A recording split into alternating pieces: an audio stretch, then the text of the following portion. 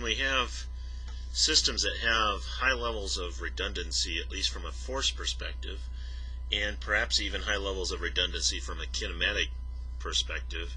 then our techniques get to be, for hand calculations, tend to be a little bit burdensome and difficult. And so we like to figure out ways that, as we're doing the long, complicated work to deal with all these heavy levels of redundancies, that perhaps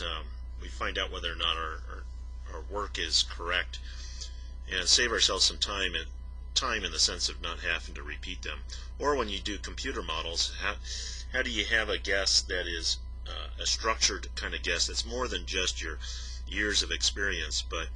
can get you fairly close to what's going to be showing up in the computer model. And that all leads us towards developing some approximate techniques, which is what we're going to pursue in this lesson, that boil down to really two basic things. And that's assuming the location of inflection points, which really just means that we're assuming ultimately where is the moment, the internal moment that is, equal to 0, and reducing then the static redundancy,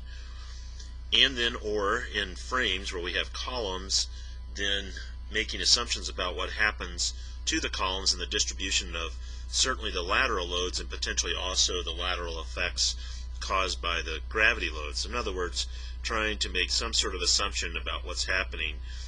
in each of the various columns in terms of column shear. Right? And those two basic ideas are really the foundation for the approximate technique. So in the next videos we will take a look at applying this for gravity loading, and then we'll look at doing it also for lateral loads.